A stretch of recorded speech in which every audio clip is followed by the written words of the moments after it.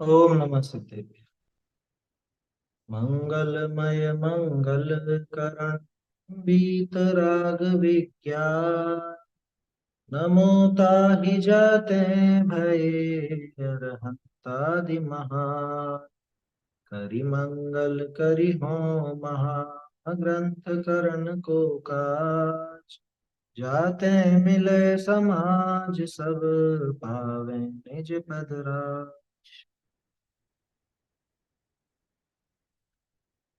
मोक्ष मार्ग प्रकाशक में 8वें अधिकार पर अपनी चर्चा चल रही है। अनुयोगों में दोष कल्पनाओं का निराकरण अपन देख रहे हैं।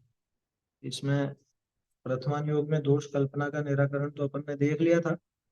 करणानुयोग में दोष कल्पना का निराकरण ये अपन कल देख रहे थे। कल अपनी चर्चा यहाँ तक हुई थी कि भाई जिनसे कुछ भी प्रयोजन नहीं है, ऐसे जो द्वीप समुद्र आदि हैं, उनकी रचना जान करके भी हमारे वीतराग भाव में ही वृद्धि होती है। क्यों? क्योंकि लौकिक प्रयोजन कुछ उनसे हल होता नहीं है। लौकिक प्रयोजन हल नहीं होता, फिर भी उनको जानने जाता है, यानी कि अपने लौकिक राग द्वेष को घटा करके ही जानने जाता। सामने वाले ने प्रश्न भी किया था कि साहब फिर हम तो ऐसे किसी भी पत्थर वगैरह को भी जान लेंगे जिनसे हमारा दूसरा कोई प्रयोजन हल नहीं होता, उसको जान के भी मतलब ऐसा ही तर्क लगा लेंगे कि इससे भी वीतरागता की सिद्धि होगी, क्योंकि राग द्वेष तो है ही नहीं। कि भाई वहां तो कोई ना कोई लौकिक प्रयोजन भाषित हो जाता है।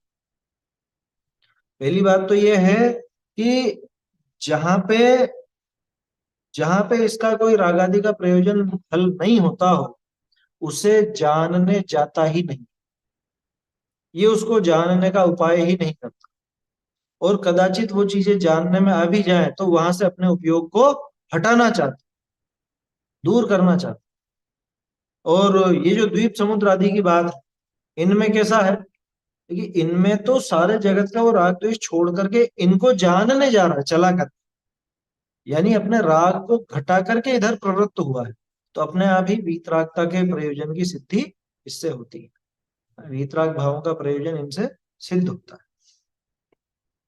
बहुत बढ़िया बात आई थी कि सरागी जीव रागादि प्रयोजन बिना किसी को जानने का उद्यम नहीं करता। सरागी जीवों की प्रवृत्ति ऐसी है, किसी को भी जानने जाएगा तो अपने राग के अनुसार ही जानने जाएगा। अपने राग द्वेष आदि की प्रवृत्ति जहां होगी, उसे ही जानने जाता है। और जिसे जानता है वहां राग आदि करता ही करता है। ये दो बातें कल अपन ने देखी थी, है ना? हमारी प्रवृत्ति इस तरह की चलती है। ये पैराग्राफ हो गया था अपना। द्वीप आदि में इस लोक संबंधी कार्य कुछ नहीं है, इसलिए राग आदि के कारण नहीं होते। इसी में आगे की बात है, जो स्वर्गादिक की रचना सुनी। जो स्वर्गादिक की रचना सुनी तहां राग होई। मान लो स्वर्ग की रचना सुनता हो, और मतलब ये जानने में आएगा कि वहां पे ऐसी सुंदर सुंदर रचना बनी हुई है, ऐसे विमान हैं, ऐसे उनके रहने के स्थान हैं, और ऐसे ऐसे उनके पांच इंद्रिय के विषय भोग आदि, ये सब जान करके अरे अपन भी स्वर्ग में चल, स्वर्ग की वांछा हो जाए। पूरी दुनिया में जितने भी दर्शन हुए, वो तो स्वर्ग के लिए ही सारा प्रयास करते। और जैन धर्म में आकर के भी बहुत सौ का वो अंदर ही अंदर तो ऐसी भावना हो ही जाती है ना, क्या ये स्वर्ग में जाओ, स्वर्ग में, नरक में नहीं जाना, स्वर्ग में जाना, स्वर्ग में जाना। तो जो स्वर्ग में जाने की लिप्सा है, मान लो स्वर्ग की रचना सुन करके और वहां का राग हो भी जाए तो भी कोई बुरा नहीं हो रहा इसका, तो भी बुरा नहीं हो रहा। यहाँ तो यूं समझा रहा है, जो स्वर्गादिक की रचना सुनी तहां राग होई, तो परलोक संबंधी हुई, इस लोक संबंधी तो नहीं होगा ना। यहाँ पे तो वो विषय भोग छोड़ेगा इसे, कि यहाँ पे हम नियम संयम से रहेंगे तो वहां पे स्वर्ग के सारे विषय भोग आदि मिलेंगे। तो परलोक की इच्छा है, तो ताका कारण पुण्य को जाने, कारण भी तो समझेगा ना। स्वर्ग में कैसे जाएंगे? इस स्वर्ग में तो पुण्य से जाएंगे, तो पुण्य की सहायता से ही स्वर्ग में जाया जाता है। तो अब क्या करेगा वो? तब पाप छोड़ी पुण्य विषय प्रवर्ते, इतना ही नफा हुई, इतना ही फायदा होगा, नुकसान तो भी नहीं होगा। है? मतलब तत्काल का नुकसान नहीं होगा, आगे मान्यता विपरीत होने के कारण भले हो जाए, वो आगे जाकर के होगा, लेकिन तत्काल अगले भाव में तो उसको कोई नुकसान नहीं होगा। समझ में आ रही बात? माने ये जो तीन लोक की रचना में स्वर्ग या वो विशेष द्वीप समुद्र आदि की रचना पढ़ के वहां राग हो भी जाए, तो राग अगर उस संबंधी होगा तो ऐसा ही तो होगा ना कि अपने को भी ये सब चीजें मिले, अपन भी इसी जगह जाए, यही तो होगा। तो इसी जगह जाने का साधन क्या है? पुण्य है। तो पुण्य यानी शुभ भाव में लगेगा और पाप भाव से छूटेगा। जैसे स्वर्ग का लोभ, ऐसे ही नरक का भय। नरक आदि की रचना देख करके वहां के दुखों का वर्णन सुन करके भयभीत भी होगा, अरे अपने को नहीं जाना नरक में, तो क्या करना, ऐसा काम करने से तो नरक होगा। तो वो काम छोड़ेगा, वो पाप प्रवृत्ति छोड़ेगा, अशुभ भावों को छोड़ेगा। ऐसा है। तो इतना ही नफा हो, इतना तो उसको फायदा मिलेगा उसको। बहुरी द्वीपादिक के जाने यथावत रचना भासे, तब अन्य मतादिक का कया झूठ भासे, सत्य श्रद्धानी होई। ये एक बहुत बढ़िया बात है कि जब द्विपादी की रचना देखेगा तो वहां पे यथावत रचना भाषित होगी, अन्य मतादी का जो जो भी वर्णन आया है वो सब झूठ भाषित। आपको पता है ये जो सुमेरु या ढाई द्वीप भरत क्षेत्र वगैरह ये जो नाम है, ये अन्य मत में भी है। आप क्या सोचते हो, सुमेरु पर्वत का वर्णन अपने आप ही है? अन्य मत में भी है। जम्बू द्वीप का वर्णन अन्य मत में भी है। आया समझ में? वहां पे भी ये सारी रचनाएं मिलती हैं, अन्य मत के अंदर भी ये सारे वर्णन हैं। अब ये अलग बात है कि वहां कुछ अलग ढंग के हैं ना, वहां पे वो उनका जो भी नाप है या समझ लीजिए जैसी जो संरचना है, वो थोड़ा सा अपने से, थोड़ा क्या मतलब बहुत कुछ अंतर मिलेगा। तो भूगोल की रचना, कर्णन योग में जो भूगोल है उसकी रचना पढ़ करके सुन करके, इसको कम से कम ये तो होगा कि जो अन्य मत का था झूठा था उसको झूठ भाषित होगा, और इधर सत्य श्रद्धानी बनेगा। सच्ची संरचना यहाँ पे केवली भगवान द्वारा कही गई है, उसका यथार्थ श्रद्धान अपने आप बनेगा। ये कर्णन योग का एक बहुत बड़ा लाभ। समझ में आ रही है बात? बहुरी दूसरी बात, यथावत रचना जानने करी भ्रम मिटे, उपयोग की निर्मलता होई, ताते ये अभ्यास कार्य कर। अब जब ये यथावत रचना जानेगा, द्वीप समुद्रों की, स्वर्ग की, नरक की, तीन लोक की जो भी यथार्थ रचना है, उसको जान लेगा तो क्या होगा कि भ्रम मिटेगा। और भ्रम मिटने पर, ये भ्रम मिटाने पर लिखा है ना, ये मिटाने पर नहीं मिटने पर है ये। आपकी पुस्तकों में मिटाने पर जो लिखा है ना उसको सुधार लीजिए, वो मिटने पर है, इसमें क्या है, मिटने पर है। नई वाली पुस्तक में तो सही है, पुरानी पुस्तकों में मिटाने पर लिखा था, उसको मिटने कर लीजिए। तो यथावत रचना जानने से भ्रम मिटने पर उपयोग की निर्मलता, वहां इसका उपयोग निर्मल होगा। अरे भाई सही सही बात जानने से उपयोग विशुद्ध होगा ना, उपयोग में निर्मलता आएगी आएगी। गलत बातें जानने से उपयोग भ्रष्ट होता है, सही बात जानने से उपयोग निर्मल बने, ऐसा है। तो उपयोग की निर्मलता हुई, ताते ये अभ्यास कार्यकारी है। इसलिए ऐसा अभ्यास करना ही चाहिए, सही बातें जानने के लिए, यथार्थ जो वस्तु व्यवस्था है उसे जानने के लिए कर्णन योग का अभ्यास कार्य। बहुरी कोई कहे है कि कर्णन योग विषय कठिनता घनी, ताते ताका अभ्यास विषय खेद हुई। ये तर्क तो बहुत लोगों का रहता है, वैसे जितने भी तर्क टोडरमल जी ने दिए हैं वो सभी किसी न किसी के दिमाग में आते ही। और ये बात तो कहते हैं लोग, अरे कर्णन योग बहुत कठिन बहुत कठिन, उसको जानने में खेद होता है, बहुत मेहनत करता है तब भी समझ में नहीं आती। हम्म। तो इसका जवाब देखो, टोडरमल जी ये दोनों पॉइंट पर जवाब दे। जो वस्तु शीघ्र जानने में आवे, तहाँ उपयोग उलझे नहीं। अरे जो, एक सेकंड, अरे जानी वस्तु को बारंबार जानने का उत्साह हो ही नहीं, तब पाप कार्य विषय उपयोग लग जाए। ताते अपनी बुद्धि अनुसार ही कठिनता करी भी जाका अभ्यास होता जाने ताका अभ्यास करना। क्या कहा? ये एक वास्तविक नियम है। जो वस्तु बहुत आसानी से जानने में आ जाती है ना, उसमें उपयोग उलझता नहीं। उलझता नहीं का मतलब कि उसमें उपयोग टिकता नहीं, या उलझने का अर्थ टिकने से। उसमें ज्यादा देर उपयोग लगेगा नहीं। जैसे मान लो आप कोई कहानी की किताब पढ़ो, तो कहानी की किताब क्या फटाफट फटाफट पढ़ लेते। लोग बाग उपन्यास पढ़ने के शौकीन होते हैं ना, है। वो उपन्यास पढ़ते एक एक दिन में 300-400 पेज पढ़ जाते हैं। उपयोग अटकता ही नहीं उसमें।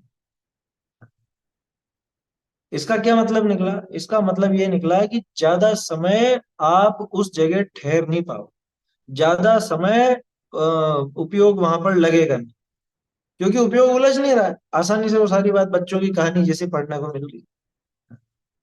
अभी छोटे बच्चों की कहानी की कोई भी किताब लेकर के बैठ जाओ, 1 घंटे में तो पूरी किताब पढ़ डालो, जो पढ़ने का अभ्यास ही होता है। ये क्या है ये कहानी में कुछ भी नहीं समझ में आ गया सब। और मैथ्स में या और चीजों में, उसमें तो थोड़ा सा ध्यान पूर्वक समय लगता है। कि यहाँ हम 300-400 पेज पढ़ ले में, उतनी देर में तो यहाँ पे 10 पेज भी नहीं पढ़ पाते। होता है ना ऐसा? तो उपयोग उसमें उलझा। उलझा माने उपयोग उतनी देर उसके अंदर लगा रहा। ठीक है ना? अब उपयोग उतनी देर लगा रहा तो फायदा है या नुकसान? फायदा है, क्योंकि दूसरी जगह उपयोग लगता वहां तो अशुभ ही हाथ आता। और कर्णन योग में इसने उपयोग को लगाया, जैन शास्त्रों में उपयोग को लगाया, तो यहाँ पे तो शुभ भाव ही होंगे। यहाँ उतनी देर उपयोग अशुभ भाव से बचा रहा, अशुभ उपयोग से बचा रहा। ये इसका एक बहुत बड़ा प्लस पॉइंट। तो क्या था सामने वाले के प्रश्न में? दो बातें थी उसमें कि साहब एक तो इसमें कठिनता बहुत है, इसलिए अभ्यास में खेद, मतलब उसके अभ्यास में खेद होता है। कर्णन योग में कठिनता बहुत है, और जानने में भी देर से आती है। तो जो वस्तु शीघ्र जानने में आए, अगर जल्दी ही जानने में आ जाए, तो उपयोग वहां पे उलझेगा नहीं। और जानी वस्तु को बारंबार जानने का उत्साह हो ही नहीं। यार पढ़ लिया था, ये तो बहुत सरल है, क्या पढ़ना है इसको वापस?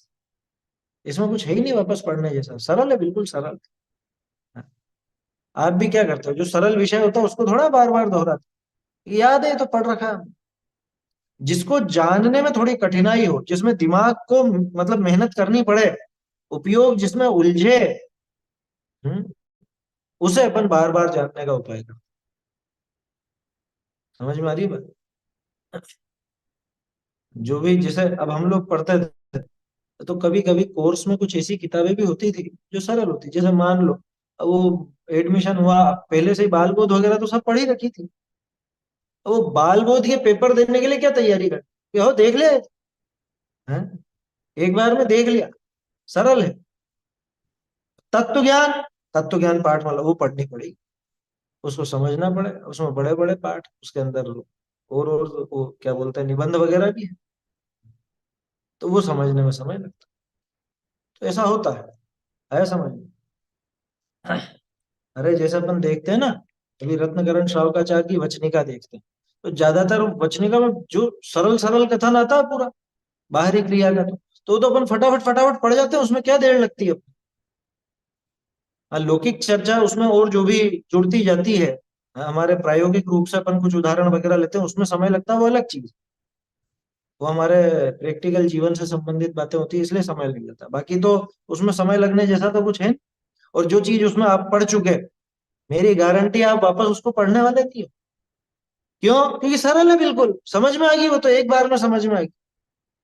जो चीज सहजता से, सरलता से और जल्दी समझ में आ जाती है, उसको वापस जानने की इच्छा नहीं होती। उसे वापस जानने की इच्छा नहीं होती, इस जीव की प्रवृत्ति उसमें लगती नहीं। तो जानी हुई वस्तु को बार बार जानने का उत्साह हो ही नहीं, बार बार उसे जानने का उत्साह नहीं। आप में से जितने जो भी स्वाध्यायी लोग हैं, 6.5 लाख कितनी बार दोहराते हैं? कह रहे बहुत सरल थी, पढ़ी सीख ली, और याद भी है मुझे, नहीं तो वापस क्या पढ़े उसको, ऐसा भाव आ जाता है ना मन। जबकि देखो एक बात कहता हूँ, एक आमनाय नाम का शास्त्राभ्यास होता है ना, जो अपन ने कई बार उसके बारे में चर्चा की। वो अपने को जो जो भी चीजें अपन ने पढ़ रखी हो, महीने 2 महीने में एक बार दोहरान कर लेना चाहिए, करते रहना चाहिए। उससे क्या वो बनी रहती है वो विद्या, नहीं तो भूल जाओ। बचपन में आपने जितने भी भजन स्तुतियां पाठ वगैरह याद किए होंगे, आज क्या याद? जिन्होंने अभ्यास बनाए रखा उनको याद हो, और जिन्होंने उसका अभ्यास नहीं रखा तो भूल जाएंगे, उसमें क्या है। इसलिए आमनाएं तो करते रहना चाहिए, भले वो सरल है और भले वो आपको पूरा याद भी, पूरा समझ में भी आता है, लेकिन दोहराने में क्या देर लगती है। सरल है तो और अच्छा, 10-15 मिनट के अंदर काम हो जाएगा। चिंतन करो और उसको। खास चीज है कि वो जो याद है, वो याद क्यों बना रखना है अपने को? याद इसलिए बना करके रखना है कि अपन जब भी खाली समय हो चिंतन चला सके, उस पर विचारधारा चला सके। वो मुंह जबानी होगा, कंठस्थ होगा, तो आप उस पर विचार कर सकते हो। गाथाओं पर एक एक, मतलब वो जो छंद है उन पर एक एक छंद को लेकर के उस पर विचार कर सकते हो।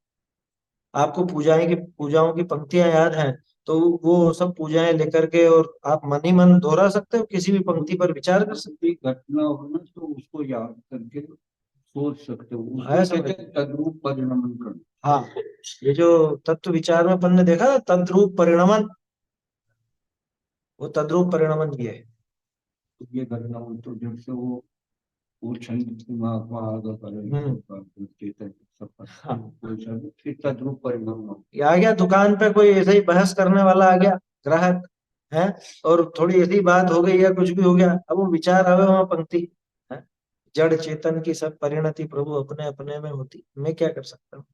नुकसान हो या फायदा हो, कुछ भी हो, ये सारी न्यारी परिणति है, मेरे हाथ में कुछ है नहीं। सब न्यारे द्रव्य है। रुपए का परिणमन रुपए के अनुसार होगा, ग्राहक का परिणमन ग्राहक के अनुसार होगा, वस्तु का परिणमन वस्तु के अनुसार होगा। मैं इसमें क्या करता धरता हूँ? बोलो, वहां आ सकता है ना विचार, वो विचार तब आएगा जब वो याद हो। तो इसलिए उसकी भी एक महत्ता है। आमनाय की महत्ता अनुप्रेक्षा के लिए है क्या? आमनाय और अनुप्रेक्षा दोनों ही है ना शास्त्राभ्यास में, शास्त्राभ्यास के अंग बताए गए हैं। तो अनुप्रेक्षा तब अच्छे से बन सकेगी जब आपको आमनाय हो। इसलिए वो थोड़ा दोहराते रहना चाहिए, उसमें कोई दिक्कत नहीं, भले सरल हो कठिन हो कैसी भी हो, लेकिन जो भी अपन ने पढ़ा है सीखा है उसको दोहरान करते रहना चाहिए। वही बात यहाँ भी कह रहे हैं, देखो, जो वस्तु शीघ्र जानने में आवे तहाँ उपयोग उलझे नहीं, और जानी वस्तु को बार बार जानने का उत्साह हो ही नहीं। उत्साह नहीं होता उसमें, क्या ये सरल है ना, इसमें क्या कर? कोई कहानी याद है तो बार बार 5 बार पढ़ ली जाती है उत्साह से। हाँ, उसको उत्साह रहेगा ही नहीं। बच्चे ही कहेगा दूसरी सुन। हाँ, ये वाली कहानी तो पढ़ ली, छोटा बच्चा ही नहीं मानता है, तो कहेगा ये वाली नहीं, ये तो सुना दी आपने पहले भी, दूसरी सुनाओ। अपने घरों में बच्चे होते हैं, आप धार्मिक कहानी उसको सुनाओगे, आजकल तो बड़ी समस्या है, माओ को याद नहीं है धार्मिक कहानियां, याद क्या सुनाना। पहले तो दादी नानियां सुनाया करती थी, अब वो दादी नानियों को भी याद नहीं है। तो वो भी पढ़ना चाहिए, प्रथमान योग का अभ्यास हो तो वो बच्चों को संस्कार देने में काम आता है ना। लेकिन मैं तो क्या बात कह रहा हूँ, अब वो सरल कहानी हो और पहले सुना दी हो, और वही कहानी आपने 2-3 बार नाम पलट के भी सुना दी हो, तो वो समझ जाता हो, कहता दूसरी सुनाओ, ये तो सुना दी, क्या बार बार एक ही एक कहानी सुनाते, नहीं लगता ना उसमें मन उसका। बस वही बात है, जानी हुई वस्तु को बारंबार जानने का उत्साह हो ही नहीं, बार बार नहीं जानने का उत्साह होता, फिर क्या होगा? तब पाप कार्य विषय उपयोग लग जाए, क्योंकि ये तो जान लिया, चलो दूसरी चीज जानते हैं। आया समझ में? शिविर में गए और की काय की कक्षा लग रही है कि वितराग विज्ञान की, ये तो पढ़ लिया हमने, चलो थोड़ा इधर उधर घूम फिर लेते हैं। तो वो बाजार देखने निकल गई, क्या हुआ ये? कि ये पाप कार्यों में उपयोग लगा लिया उस शुभ कार्य को छोड़ के पाप कार्य में लगा दिया। ताते अपनी बुद्धि अनुसार, जितने अपनी बुद्धि चलती हो समझ में आता हो, कठिनता करी भी जाका अभ्यास होता जाने, ताका अभ्यास करना। ये एक टोडरमल जी की प्रेरणा है क्या, कि अपनी बुद्धि के अनुसार अपनी बुद्धि परख लेना, समझ लेना, क्योंकि जरूरी नहीं सबका सब तरह के विषय में दिमाग चलता हो। तो अपनी बुद्धि के अनुसार जिसको थोड़ा कठिनता से भी जानना पड़े या कठिनता से जानने में आए, ऐसी वस्तु को जानने का भी अभ्यास करना। क्यों? कि उपयोग उधर लगेगा, समय ज्यादा लगेगा आपका उधर शुभोपयोग, तो अशुभोपयोग से बचो। ये एक बहुत बड़ा गुण है कर्णानियों, कि आपको अशुभ भाव से बचने के लिए बहुत लंबा समय मिल जाता है कर्णानुयोग, क्योंकि कर्णानुयोग समय मांगता, बुद्धि की सूक्ष्मता मांगता है ना। इसलिए अ, उसमें ज्यादा शुभ भाव किए जा सकते हैं, पुण्य बंध विशेष होता है वहाँ। ध्यान रखना, पुण्य बंध की लिप्सा मत रखना, लेकिन पुण्य बंध के लिए मत करना, पाप से बचने के लिए है ना, और वस्तु व्यवस्था अच्छे से समझने के लिए। इसलिए अपने को कर्णानुयोग का अभ्यास करना चाहिए। और क्या कह रहे हैं, अरे जाका अभ्यास हो ही सके नहीं, ताका कैसे करें, ये और हम तो समझ ही नहीं पाएंगे इसको, और ये सब जो बिल्कुल भी तेरे समझ में आने जैसा नहीं, उसका अभ्यास करने को तो कह नहीं रहे। जिसमें थोड़ी कठिनाई हो लेकिन समझ में आ जाए, ऐसे विषय को पढ़ने का कह। जैसे मान लो 24 ठाणा है, अब नाम सुनते बहुत से लोगों को ऐसा लगता है जाने क्या होगा, जाने क्या होगा, जाने क्या होगा। अरे कुछ भी नहीं है, आपने जो बाल बोध में पाठ पढ़े हैं वही सब है। गतियां, इंद्रिय, काय, योग है, ये सब चीजें तो है, और क्या है, आया समझ में? ये कौन सी वस्तु कितने प्रकार की, जीव के कैसे कैसे भाव होते हैं, यही सब तो है उसको। थोड़ा सा उसको आपस में मैच करके देखोगे तो दिमाग को उलझाना पड़ेगा कि कैसे कैसे गति में कैसे कैसे भाव हो सकते हैं, कौन सी गति में कितने इंद्रिय जीव है, कौन सी गति में कौन सी काय वाले हैं, ये सब उसमें मैचिंग है आपस में, और क्या है। 24 ठाणा की चर्चा यही है, हर एक में हर एक को फिट करके देख। और 14 मार्गणाएं, जो मार्गणाओं को उनमें गुण स्थानों के साथ या उसके साथ ये फिट करके देखते हैं, और क्या है। जैसे गति, एक छोटा सा उदाहरण बता देता हूँ समझने के लिए। गति, ठीक है ना, और इंद्रिय है, काय है, तो अब कौन सी गति में कितने कितने इंद्रिय जीव पाए जाते हैं, कौन कौन सा शरीर पाया जाता है, कैसी कैसी कषाय कहाँ हो सकती है, कौन कौन सी गति में कौन कौन सा गुणस्थान हो सकता है, हाँ? ये सब आपस में क्रॉस मैचिंग ही तो करनी है, और क्या है उसमें। ये सब एक साथ होते हैं। हाँ इंद्रिय का योग वेद कषाय ये, और इसीलिए वहां पर जो पूजा में जब वहाँ वो आता है ना अक्रम, हाँ, अक्रम करे, तो अक्रम से ये होता है। मार्गणा, मार्गणा अक्रम में भी। हाँ, अब उसको कहते हैं कि अक्रम भी होती है पर्याय। हाँ, इंद्राज ने कहा अक्रम होती है, हाँ भैया वो क्या है लाइन उसमें पूजा में आती है ना, हाँ, क्रम अक्रम भेद लही, इस तरह से कुछ है वो लाइन। राम जो है उसमें हाँ, एक पुरानी पूजन है। अक्रम और अक्रम जिनराज कहे क्या। क्रम अक्रम जिन राज कही, लोग बाग लोगों ने इसको कि क्रमबद्ध नहीं अक्रमबद्ध भी होती है पर ऐसा निकाला उसका अर्थ। जबकि वहां क्रम अक्रम का अर्थ क्या था, वहां क्रम अक्रम का अर्थ ये था कि क्रमशः, तो जैसे कि भाई मनुष्य देव नार की तिर्यंच ये तो क्रम से होंगी, है ना, क्योंकि अभी अपन मनुष्य हैं तो इस वक्त तो देव या नार की या तिर्यंच नहीं है। अब इसके बाद जो होगी अगली पर्याय वो होगी, ये क्रम। लेकिन मार्गणाएं, कि मार्गणाएं तो इस समय सारी लागू होती है ना यार। साथ है ना। यहाँ पे गति भी है, इंद्रिया भी है, काय भी है, योग भी है, वेद भी है, कषाय भी है, संयम दर्शन वेश्या वो सब है। अब तो सब वो सब इसी समय मौजूद है ना, उनको अक्रम कहा गया। उस पूजा की पंक्ति में ऐसा था, लेकिन लोगों ने कैसा समझा कि क्रम से भी होती है और अक्रम से भी होती और है। कभी इंटेंशन मौका है ऐसे ही हो जाओ। नहीं, वहां तो है ना कर्णानुयोग वाली बात ली थी ना कुछ है उसके अंदर। ध्रुव द्रव्य क्षणिक पर्याय है क्रम और अक्रम जिनराज के।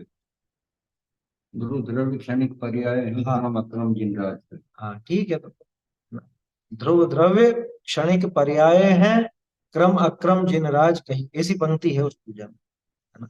आप लोगों ने शायद नहीं देखी होगी वो, एक पूजन है पुरानी, उसके अंदर है इस तरह। खैर, तो क्या कहा कि अब अपनी बुद्धि के अनुसार वो कठिनता करके भी जिसका अभ्यास हो सके उसका तो अभ्यास कर, और जिसका अभ्यास ही नहीं हो सके उसका तो कैसे करे, उसका तो करने को कह ही नहीं रहे। अब जैसे मान लो कोई बुजुर्ग है, अब ज्यादा कोई संस्कृत आदि का ज्ञान नहीं और कुछ का ज्ञान नहीं, अब उससे अपन कहेंगे परम भाव प्रकाशक नय चक्र पढ़ो, है, जिन वर वो क्या क्या बोलते हैं अपना, इनका क्या कौन सा था माइल्ड धवल का, अणय चक्को, उसने है ना, अणय चक्को है वो प्राकृत में, ठीक है। और दूसरे दूसरे आचार्यों के भी हैं, और उसको आलाप पद्धति पढ़ो, ये पढ़ो, तो अब उससे थोड़े ना पढ़ने में आएगी। यदि उसकी हो रुचि तो पढ़ ले। नहीं, रुचि हो, वैसा अभ्यास हो पहले से। अब संस्कृत का तो कभी अभ्यास किया नहीं, कभी जिंदगी में नहीं पढ़ा, है ना, और ये विषय जानते भी नहीं, संस्कृत भी नहीं जानते, न्याय भी नहीं जानते, क्या कैसे करो? ऐसे से नहीं कहा जाता। हाँ, जिसने शुरू से वो अभ्यास किया है वो तो बुढ़ापे में भी कर सकता। तो अपनी सामर्थ्य देखना, अपना समय और अपना उपयोग वहां लगता है कि नहीं, ये भी देखना। क्या कह रहे हैं? पुण्य की लिप्सा से नहीं, लेकिन कर्णनियोग के अभ्यास से सातिशय पुण्य बढ़ेगा क्या? हम्म? धर्म संबंधित सामग्री की प्राप्ति हो तो धर्म मार्ग में ही बने रहेंगे। हाँ, ये बात तो है कि विशेष पुण्य बंधता है, लेकिन इसमें एक चीज ध्यान रखने की है कि वो पुण्य की ही तो लिप्सा है। सातिशय पुण्य बढ़े, ये भावना क्या है? कि मेरे को आगे ये मौका मिल जाए, है ना, मुझे आगे ये मौका मिल जाए, वापस से मुझे ये अवसर मिल जाए। ये तो एक सहज भावना होती है, लेकिन आगे के मौके की प्रतीक्षा क्यों करना है? यहीं पर काम क्यों नहीं कर लूं मैं? भावना तो ये होनी चाहिए। बाकी एक सहज रूप से ऐसी भावना तो रहती है कि मैं आगे भी मुझे जिनेंद्र भगवान मिलते रहे हैं। क्या है वो, तोलो से हूँ चरण जिनके मोक्ष जोलो न पाऊं, कि जब तक मोक्ष की प्राप्ति ना हो तब तक हे जिनेंद्र भगवान आपके शरण मुझे प्राप्त होती रहे। ऐसा समझ, तो वो एक सहज भाव, ठीक है ना। अब देखो, कर्णा नियोग का ये विशेष फल जान करके सिर्फ इसी इसी में लगा रहे, ये उचित नहीं है ना? क्योंकि टोडरमल जी बिल्कुल एक संतुलित विचारधारा यहाँ दे रहे हैं। ये जो दोष कल्पना का निराकरण बताया है, ये ऐसे जीव के लिए जो कर्णानियोग को बिल्कुल है समझता, ये जो कर्णानियोग से चिढ़ता है। इसका ये अर्थ मत समझ लेना कि अपने को सिर्फ कर्णानियोग ही कर्णानियोग पढ़ना है, ऐसा नहीं समझ। ये भी उपकारी है, और इससे अपने को चिढ़ने की या हे दृष्टि से देखने की कोई आवश्यकता नहीं। चारों ही अनुयोग कार्यकारी। टोडरमल जी आखिर में दिखाएंगे क्रम, या कि कब किसका अभ्यास करना, कैसे करना, वो तो कहेंगे चारों का करो। और साथ में ये भी कहेंगे, आगे आएगा क्या, कि जैन शास्त्रों का क्या है वो, धर्म का मूल उपदेश तो अध्यात्म, द्रव्यानुयोग। तो प्रेरणा तो द्रव्यानुयोग की रहेगी, वो जरूरी भी है, देखो वो है वास्तव में जरूरी है। उसके अभ्यास के बिना तो बाकी का अभ्यास कोई कार्यकारी है ही नहीं। हाँ, अध्यात्म का निषेध करने से तो साक्षात मोक्ष मार्ग का निषेध, मार्ग का मूल उद्देश्य तो वहां ही 292 पर आएगा। 16 पेज पे भी। हाँ, ये शुरू में भी देखा था अपन, 16 नंबर पेज पर भी देखा था, पहले अधिकार में जब चर्चा चली थी। तो वो तो है ही सही, देखो उसके बिना तो काम होगा नहीं। ये सब क्या है, ये उसके सहयोगी, ऐसा समझ करके अभ्यास करना, है ना। मूल उद्देश्य तो द्रव्यानुयोग में आएगा ही सही, बाकी कर्णानुयोग भी उसमें सहकारी होता है, प्रथमानुयोग चरणानुयोग ये भी सहकारी होते हैं। इसलिए अभ्यास तो सबका बनाए रखना चाहिए। देखो, और जाका अभ्यास हो ही सके नहीं ताका कैसे करे?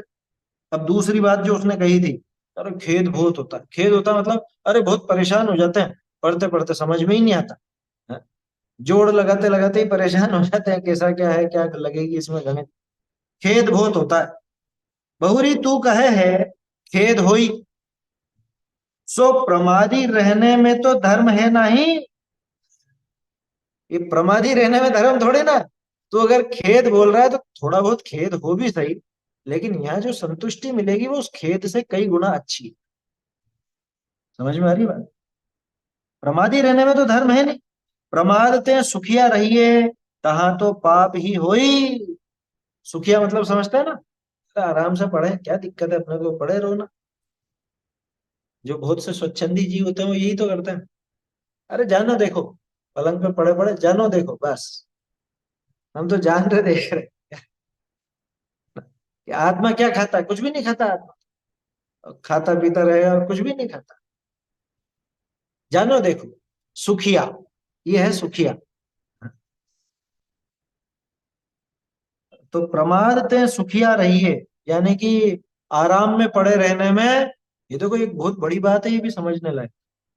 लोग बात सोचते हैं हम आराम में हैं, आराम में पड़े हुए हैं, इसमें क्या पाप बांध रहे हैं? आराम में पड़े रहने में अपने आप ही पाप ही बंधता है। क्यों? क्योंकि इसको उस अनुकूलता की लत लग जाती है। अनुकूलता की ऐसी आदत पड़ जाती है, उस अनुकूलता के आगे इसको धर्म भी नहीं सूझता। धर्म मार्ग छूट जाता है इसका उस अनुकूलता के चक्कर में। इसलिए ज्यादा सुखिया नहीं रहना, थोड़ा सा शरीर को कष्ट देना।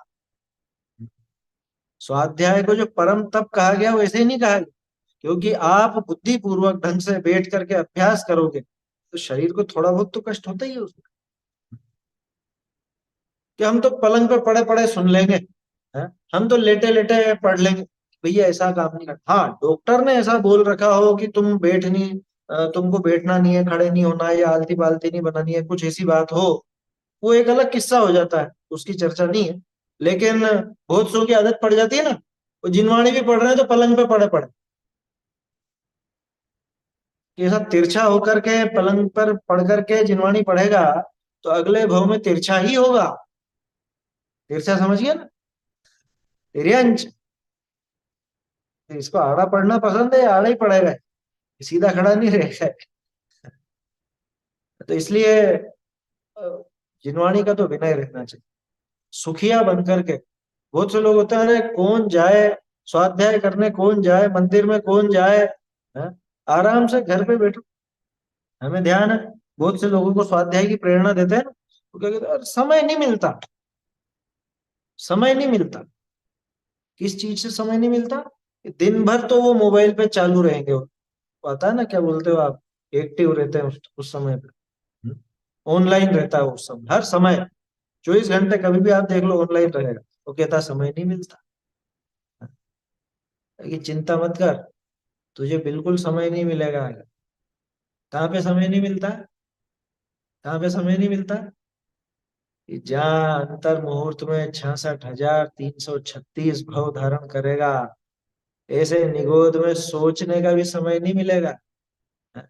ये जन्मा ये मरा, जन्मा मरा, जन्मा मरा, जन्मा मरा, मेरे बोलने से भी पहले क्या, इतनी तेजी से, इतनी तीव्रता से, इतनी तेज गति से जन्म मरण होगा, वहां नहीं मिलेगा समय। जिसको यहाँ पे जिनवाणी के लिए समय नहीं मिल रहा है, स्वाध्याय के लिए समय नहीं मिल रहा है, जिनेन्द्र देव के दर्शन के लिए समय नहीं मिल रहा है, उसको तो आगे ऐसी पर्याय मिलेगी जहां पे समय नहीं मिलेगा, संभलने का समय नहीं मिलेगा। अथवा संगी पंचेंद्री भी बन गया ना तो नरक में बनेगा, वहां पे धमाधम धमाधम मारपीट जो चलेगी, वहां भी समय नहीं मिलेगा। आया समझ में? इसलिए थोड़ा सा समय निकालो भैया, कुछ तो समय निकाल आत्म तत्व के लिए, थोड़ा समय तो निकालना चाहिए। और थोड़ा सा कष्ट भी उठा लेना चाहिए, कोई दिक्कत नहीं है ऐसी।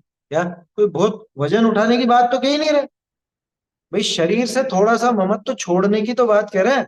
वैसे भी जिनवाणी पढ़ करके, और अगर थोड़ा भी ममत्व तो नहीं टूटा तो फिर क्या सीखा इसने जिनवाणी से? थोड़ा सा ममत्व तो छोड़ना चाहिए, थोड़ी सी सुखिया वृत्ति छोड़नी चाहिए। एक छोटा सा उदाहरण दे देता हूँ, क्योंकि अब तो गर्मी आने वाली है ना, है? हमारी आदत कैसी है कि आराम से पंखा कूलर एसी, है, ये चलना चाहिए, इसमें सुखिया सुखिया होकर के पड़े रहे। थोड़ा सा ये प्रयोग करना। साल भर से सुन रहे हो तो बहुत से लोगों को तो आदत पड़ गई होगी, बहुत से लोगों ने सुधार भी किया होगा जीवन में।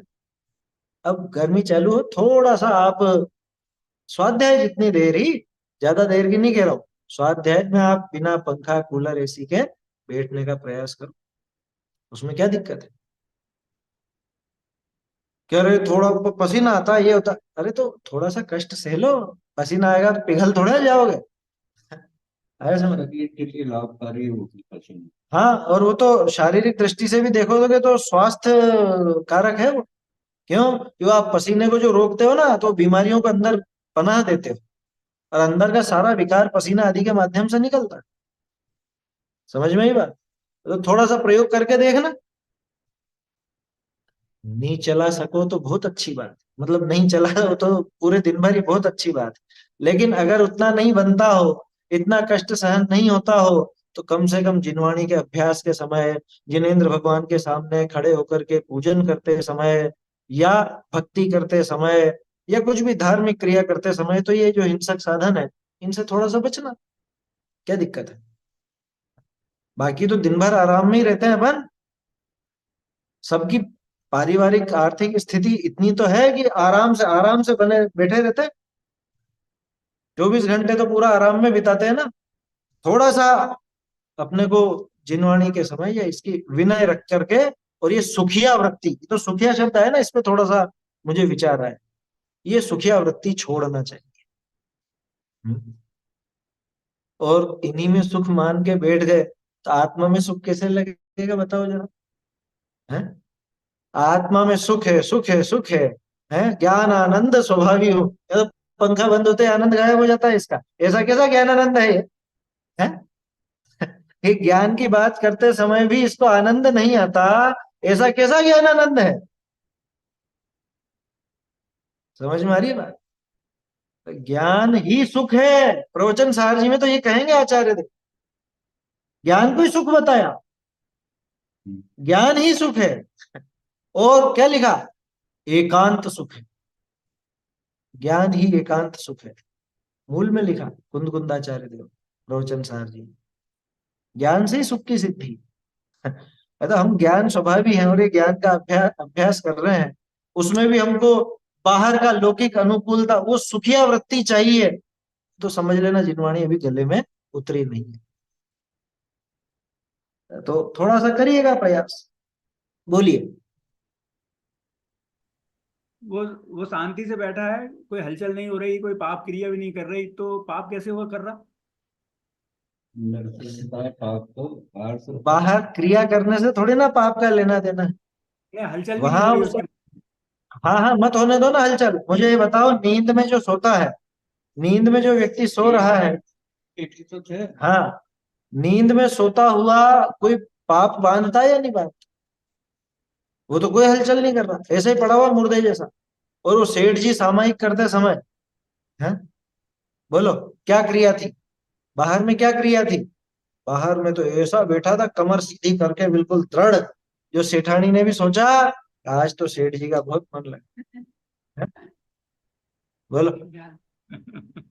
अब वहां वहां कौन सा पाप था बताओ? बाहर में तो कोई पाप नहीं था ना, लेकिन अंदर में तीव्र पाप बंद, तीव्र पाप बंद, मेंढक बन गया। और भाव पावड़ में तंदूर मास ने क्या किया, नहीं, सारी उसके तो वो तो अंदर चल रहा था हलचल उसकी। अपन दूसरे जो तो बिल्कुल अंदर ही शांत तो है बैठे। सारा का सारा खेल, पुण्य और पाप कहाँ पे है? शुभ अशुभ भाव क्या क्रिया से है क्या? भाव पहुड़ पढ़ा तो था अपन ने, सारा खेल भावों का ही तो था। अब यहाँ ये अनुकूलता में जो सुख मान करके बैठा है, तो सबसे पहले तो वो मोटा मिथ्या तो इसका ऐसा पड़ा हुआ कि ये बाहरी वस्तु से मुझे सुख होगा, बाहरी वस्तुओं में सुख मानता है। यहाँ पे इसके मोक्ष तत्व संबंधी भूल आ गई, जीव अजीव तत्व संबंधी भूल आ गई, ठीक है। और अनुकूलता में सुख मान रहा है, बंध तत्व संबंधी भूल आ गई। शुभ अशुभ बंध के फल मजार, रति अरति करे निज पद विसार, अपने स्वरूप को भूल गया, सारी भूलें खड़ी हो जाती। तो वहां क्या बंधेगा? पुण्य बंधेगा या पाप बंधेगा? असल में अपने को इसलिए दिख रहा है कि अनुकूलता दिख रही है ना सब। अब अनुकूलता में तो शांति से बैठा है, इसके अंदर जो हलचल है वो कब मालूम पड़ेगी? ये अनुकूलता थोड़ी देर के लिए गायब करो, मालूम पड़ जाएगी अंदर कितनी हलचल, अंदर जो इसके आकुलता है, अंदर जो इसके कषाय की तीव्रता है, 1 मिनट में पता चल जाएगी। आप आराम से बैठे हुए हो, ठीक है ना, आप आराम से बैठे हुए हो गर्मी के मौसम में, पंखा एसी चला करके, और कोई छोटा बच्चा आता है और आपको वो बंद करके भाग जाता है, अब क्या होता है? नहीं, कोई बंद नहीं करे, बैठे हो, फिर आप खड़े क्यों होते हो, पहलू क्यों बदलते हो, जाते हो? वो तो उसमें दुख है, वो वाली बात है। यहाँ तो कह रहे हैं कि अंदर में वो पाप भाव कहाँ आया, वो क्रिया तो दिख ही नहीं रही, तो क्रिया ये है ना, वो अंदर आपको उसकी प्रवृत्ति नजर इसलिए नहीं आ रही है क्योंकि अभी उसके सब अनुकूल दिख रहा है। उसकी गृद्धता, उसकी वो लिप्सा, या उसका वो जो कषाय भाव है, वो तब नजर आता है कि जब वो चीज सामने से हटे, 1 मिनट में तड़पता है। आया समझ में? देखो वो बात ध्यान आ जाती है बार बार। प्रवचन सार जी में वो जो कि ये भोगों में रमते हैं, रमंती विषयेषु रम्येषु, ये गाथा है। क्या, क्यों रमते हैं? और एक शब्द लिया अहितुदा, अभिद्रुत होते हुए, हैं? इंद्रियों के द्वारा पीड़ित होते हुए, इसके अंदर में इतनी पीड़ा है, जबरदस्त पीड़ा है, उस पीड़ा के प्रतिकार को इसने कहाँ ढूंढा? इस पीड़ा का प्रतिकार के रूप में इसने ये 5 इंद्रिय के विषय भोगों को स्वीकार किया, तो उनमें पड़ा रहता है और खुद को उससे सुखी समझता। अगर पीड़ित नहीं होता तो उसमें क्यों लगता? अमृतचंद्राचार्य ने तो 4-5 उदाहरण दिए कि जिसके बुखार उतर गया हो, है, वो ठंडी पट्टी क्यों लगाएगा, है? वो कांजीर का उसका सेवन क्यों करेगा? उसमें एक उदाहरण जोरदार दिया, वो कान का शूल, कर्णशूल, कान का दर्द जिसके पूरी तरह मिट गया हो, क्या वो बकरे का मूत्र अपने कान में डालेगा? उसका भी आता था आजकल। अब वो वहां पे नहीं है, लेकिन जिसके खाज मिट गई हो वो क्यों खुजाएगा बताओ? नहीं, और वो खुलेगा तो उसमें आनंद आ रहा, तो वो है आनंद क्या उसमें वास्तव में? वो खाज खुजाने में अच्छा लगता है ना, हाँ बढ़िया बढ़िया बढ़िया, और कुछ और कुछ। तो वो है, अच्छा है वो। इसका क्या अर्थ निकला कि अंदर में पीड़ा बहुत है, अंदर में वो दुख रूप भाव बहुत है, उस दुख के प्रतिकार रूप नहीं साहब, खो जाने में तो आनंद था, पीछे भी कुछ है तो मोह।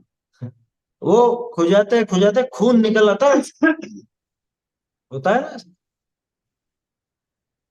तो बोलो अंदर में तो है ना वो सारा का सारा, वो पीड़ा भी है और वो दुख भी है। सॉरी, पीड़ा दुख तो एक ही है, वो पाप का भाव भी है, क्योंकि उसमें आसक्ति पड़ी है उसकी, ऐसा है। तो क्या कहा? प्रमाद ते सुखिया रहिए, तहां तो पाप ही होई। जहां पे प्रमाद से सुखिया बना रहता, ये प्रमाद ही अपना सारा, 5 इंद्रिय के विषयों में जितनी भी प्रवृत्ति है ये सारा प्रमाद ही है। आया समझ में? कि नहीं नहीं, हमने तो सब कुछ देखभाल के किया है, विवेक पूर्ण क्रिया की है, फिर कहाँ प्रमाद है? हमने शोध का भोजन बनाया और बहुत अच्छे से देखभाल करके बनाया, सब मर्यादा का है, हैं? अब फिर ये बताओ इसमें क्या प्रमाद हो? कि इसमें तेरा दूसरे प्रकार का प्रमाद है। 2 तरह के प्रमाद की चर्चा की थी ना अपन।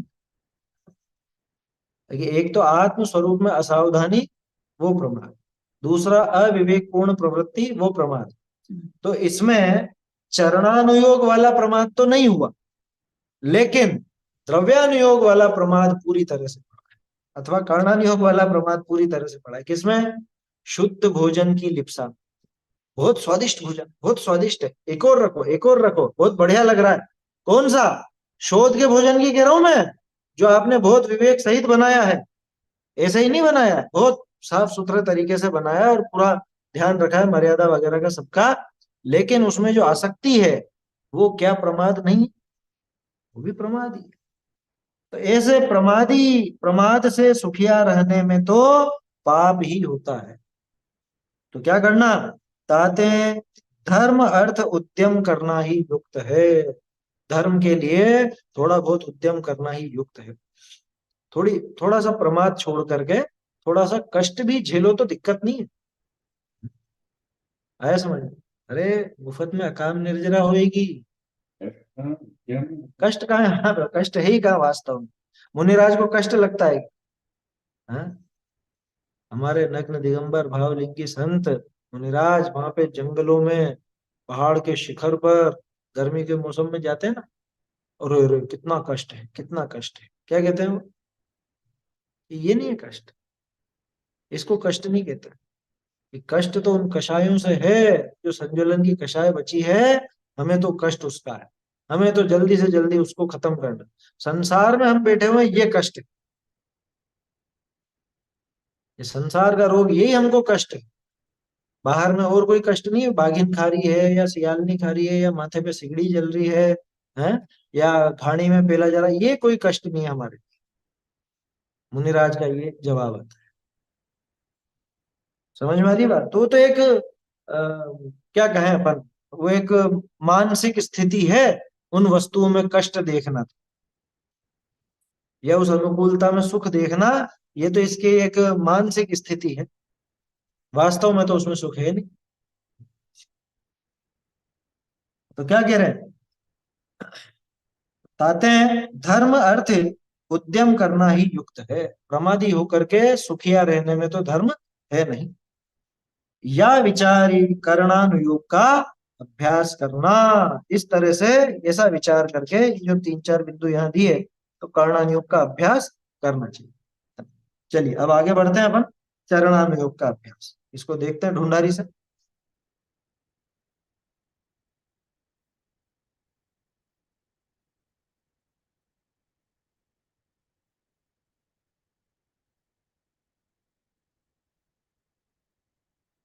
हम्म। बहुरी कई जीव ऐसे कहे हैं कि चरणानुयोग विषय बाह्य व्रतादि साधन का उपदेश है, सो इनते किछु सिद्धि नहीं, अपने परिणाम निर्मल चाहिए, बाह्य चाहो जैसे प्रवर्तो, ताते इस उपदेश ते परांगमुख रहे हैं। तिनको कहिए आत्म परिणामनि के और बाह्य प्रवृत्ति के निमित्त नैमित्तिक संबंध है, जाते छदमस्त के क्रिया परिणाम पूर्वक हो है, कदाचित बिना परिणाम कोई क्रिया हो है, सो परवशते हो है, अपने वशते उद्यम करी कार्य करिए और कहिए परिणाम स्वरूप नहीं, सो ये भ्रम है। अथवा बाह्य पदार्थ का आश्रय पाए परिणाम हो ही सके, ताते परिणाम मेटने के अर्थ ही बाह्य वस्तु का निषेध करना समय सार आदि विषय कहा है। इसी वास्ते रागादि भाव घटे, घटे बाह्य ऐसे अनुक्रमते श्रावक मुनि धर्म होई, अथवा ऐसे श्रावक मुनि धर्म अंगीकार किए पंचम षष्ठ आदि गुणस्थाननि विषय रागादि घटने रूप परिणामनि की प्राप्ति हुई, ऐसा निरूपण चरणानुयोग विषय कया। बहुरी जो बाह्य संयम ते किछु सिद्धि न हुई, तो सर्वार सिद्धि वासी देव सम्यक दृष्टि बहुत ज्ञानी तिनके तो चौथा गुणस्थान हुई, और गृहस्थ श्रावक मनुष्य के पंचम गुण स्थान हुई, सो कारण कहा। बहुरी तीर्थंकर आदि गृहस्थ पद छोड़ी काहे को संयम ग्रहे, ताते ये नियम है, बाह्य संयम साधन बिना परिणाम निर्मल न हो ही सके है, ताते बाह्य साधन का विधान जानने को चरणानुयोग का अभ्यास अवश्य किया चाहिए। सरल है। चरणानुयोग में एक ही दोष उपस्थित किया जाता है ज्यादातर, ये जो पहला एक प्रश्न दिया ना, ये दोष सोचा जाता है चरणानुयोग के संबंध में। क्या कह रहा है, बाहरी क्रिया है तो बाहरी क्रिया। और ज्यादातर लोग क्या बोलते हैं, सब थोड़ा बहुत जो चरणानुयोग के अनुसार अपना आचरण रखता है उसके लिए क्या कहते हैं, अरे क्रियाकांड ही है, तो ये तो क्रियाकांड है, इसमें क्या दम। कि भैया बात बिल्कुल सही है, दम तो उसमें नहीं, लेकिन इससे विपरीत प्रवृत्ति में क्या धर्म सधेगा। ये रात्रि भोजन छोड़ने में क्या धर्म है, ये तो बाहरी क्रिया का है। ये बात सही है, रात्रि भोजन छोड़ने में धर्म बिल्कुल भी नहीं है, लेकिन रात्रि भोजन करने से तो तू धर्म से बिल्कुल विरुद्ध हो जाए। समझ में आ रही है बात। विरुद्ध ही है तभी कर रहा है। हाँ, वो विरुद्ध ही है, अंदर में भाव है तेरे विरुद्ध, तभी वो तो कर विरुद्धता रहा ही है वहां। है। ऐसे भाव वैसे बाहर में कर रहा है। क्या कहा, कितने जीव ऐसा कहते हैं कि चरणानुयोग विषय बाह्य व्रतादि साधन का उपदेश। अरे चरणानुयोग का क्या पढ़ना, बाहरी बाहरी साधन कराते हैं पूरा। हाँ? ये से बाहरी ऐसा ऐसी क्रिया कर लो, ये चीज छोड़ दो, ये ग्रहण कर लो, और ये श्रावक के ये वाले व्रत हैं, या श्रावक की आवश्यक क्रियाएं हैं, मतलब ये करो और ये नहीं करो, ऐसा करो ऐसा नहीं करो, सारा का सारा और शरीर आश्रित उपदेश। तो बाह्य व्रतादि साधन का उपदेश है, सो इनते किछु सिद्धि नहीं, इनसे कोई सिद्धि होती नहीं है। कोई नया नया धर्म मार्ग में लगा और सिर्फ द्रव्यानुयोग का अभ्यास उसको कराया गया और उसने उसको गलत ग्रहण कर लिया, गलत, तो वो इस तरह की बातें कर स्वच्छंदी हो जाता है। अपने परिणाम निर्मल चाहिए, बाह्य चाहो जैसे प्रवर्त, परिणाम अच्छे रखो, परिणाम अच्छे रखो। हम लोग जब पढ़ते थे तो पहले भी मैंने आप लोगों को बताया, ऐसे दो चार हमारे साथी हो जाते थे इस तरह, मतलब साथ में पढ़ते थे, साथी कोई ऐसे दोस्त तो बनते नहीं। तो वो कहते परिणाम शुद्ध रखो, अपने परिणाम शुद्ध रखो। वहां खेलने गए, मैदान पर खेलने गए, अब वहीं पे मकोड़े चल रहे हैं, चींटे चल रहे हैं, उनके कि यहाँ कैसे खेलेंगे भैया, यहाँ तो ये मर जाएंगे। अरे अपन थोड़ा मार रहे हैं, उनकी आयु पूरी होगी तो मरे। अपने परिणाम अच्छे रखो, अपने परिणाम अच्छे रखो। बोलो कि तू ऐसे ही सब काम भी ऐसे ही करेगा, तेरे दाल में सब्जी में इनमें कोई कीड़ा निकल जाए या कुछ वो गिरा हुआ हो, तो परिणाम अच्छे रखो, खा जाए। ये बेशर्मी कहाँ से सीखा? बेशर्मी तो है, और क्या है? मतलब बिल्कुल भी शर्म नहीं आती इसको, ऐसा विपरीत आचरण करते हुए, पाप आचरण करते हुए। बाहरी क्रिया को तो क्रियाकांड कह देता है, और पाप की प्रवृत्ति छूटती नहीं है, ये अपने और कहता है परिणाम अच्छे रख। अच्छे होंगे परिणाम, तो बाहर में भी वो अच्छा ही रूप रहे। हम्म यही तो बता रहे हैं आगे, जवाब में आ रहा है ना परिणाम कि इनकी परस्पर में निमित्त निमित्तिक संबंध है। ये जवाब देंगे टोटल कि तेरे परिणाम अच्छे हों तो बाहर ऐसी क्रिया हो ही नहीं सकती। क्या जमीकंद खाते हुए कहते हैं कि आत्मा नहीं खाता है? कि सही बात है, बिल्कुल सही बात है, आत्मा नहीं खाता। और दो चांटे लगाना उसको जोर से कि ये भी आत्मा ने नहीं खाया। क्या ये भी किसने खाया? भाई जब आलू आत्मा नहीं खाता, जमीकंद आत्मा नहीं खाता, तो नरक के डंडे भी नहीं खाता है आत्मा तो। बिल्कुल सही बात है। एक पढ़े अच्छे से उसके खींच के कि ये किसने खाया, ये भी आत्मा ने थोड़ा खाया, तो गाल पे पड़ा। आया समझ में? और एक द्रव्य तो दूसरे द्रव्य को छूता ही नहीं है। कहा मेरे हाथ ने तुम्हारे गाल को थोड़ा छुआ है? तुम किस भ्रांति में पड़े हो? समझ में ही बात। जैसे तुमने ये जमीकंद नहीं खाया, ऐसे ही तुमने चाटा भी नहीं खाया, नरक के डंडे भी नहीं खाओगे। उसके लिए ऐसे ही जवाब। क्या करो? उसने शास्त्र को शस्त्र बनाया ना, तो उसको उसी भाषा में समझाया जाता। देखो क्या कह रहे हैं कि इनसे कुछ सिद्धि नहीं है, अपने परिणाम निर्मल होने चाहिए। कैसे हो जाएंगे बताओ? कैसे हो जाएंगे? बाल बोध में वो पाठ है ना, श्रावक का अष्टमूल गुण वाला, उसमें एक बहुत अच्छी बात ली है। ये यही वाली बात ली है उसके अंदर। इसमें क्या है? अपने परिणाम शुद्ध रहने चाहिए। तो क्या जवाब दिया वहां? ये बताओ कि क्या शराबी कबाबी को भी कभी आत्मज्ञान हो सकता है? वो मद्य मांस मधु का प्रकरण था ना वहां पर। तो वहां इस वजह से वो बात ली कि ऐसे विपरीत आचरण वाले को कभी क्या आत्मज्ञान हो सकता है? कि परिणाम शुद्ध रहने चाहिए, परिणाम शुद्ध रहे। तो सात व्यसन का सेवन करता रहेगा और कहेगा परिणाम शुद्ध रखो, परिणाम शुद्ध रखो। तो ओशो जैसी बात है, ओशो के भगत करते हैं इस तरह की बात। आया समझ में? देखो क्या कह रहे हैं, परिणाम निर्मल चाहिए, बाह्य चाहो जैसे प्रवृत्त हो, बाहर में कुछ भी करो, परिणाम अच्छे रखो। लेकिन ताते इस उपदेश ने परांगमुख रहे। वो क्या करते हैं? वो चरणान योग से बिल्कुल परांगमुख होकर रहते हैं। उनको कहते हैं, अब उनको क्या कह रहे हैं टोडर जी, ये बहुत बढ़िया बात है, अंडरलाइन करने जैसी। आत्म परिणामनि के और बाह्य प्रवृत्ति के निमित्त नैमित्तिक संबंध है। आत्म परिणामों के और बाहरी प्रवृत्ति के ऐसा निमित्त नैमित्तिक संबंध है ही। निमित्त नैमित्तिक कह रहे हैं, वो भी जानते हैं। लौकिक में नहीं सुनते हो, जैसा खावे अन्न वैसा हुए मन। हम्म? क्यों है ये कहा? जैसा खाएगा वैसे विचार होंगे। कभी लड़ाई झगड़ा में आपका हाथ उठ जाता है एकदम से? नहीं उठता ना। क्यों? वैसे हिंसक चीजें खाई नहीं, जिनको ऐसे ऐसे हिंसा करके मार करके बनाया गया, वैसी चीजें नहीं खाई, तो ऐसा कैसे उठे? जो खाते हैं उनके तो बात बात में तो तलवारें निकल जाती हैं, बात बात में तो मरने मारने को उतारू हो जाते हैं। जैसा खावे अन्न वैसा होवे मन, ये लौकिक कहावत है, लेकिन बिल्कुल सटीक घटित होती। देखिए यहाँ पे दो एक जगह नोट कीजिए।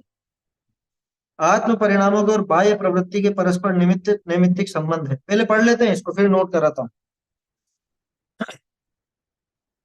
कैसे संबंध जाते हैं? क्योंकि छद्मस्थ के क्रिया परिणाम पूर्वक हो है। तो क्या गजब की बात है। ये चार पांच लाइनें ना बहुत काम की हैं, विशेष निशान लगा लीजिए इसमें। छद्मस्थ की कोई भी क्रिया बिना परिणाम के नहीं हो सकती। बहुत से लोग बहाना बनाते हैं ना, हमारा मन नहीं था, मन नहीं था, इन्होंने जबरदस्ती खिला दिया। जबरदस्ती तेरे हाथ पैर पकड़ के मुंह में ठूसा था क्या जो जबरदस्ती खिला दी है? बहाना बनाते हैं बहुत से लोग ऐसे कि मन तो नहीं था, वो इतना फोर्स कर रहे थे और उन्होंने इतनी जिद करी।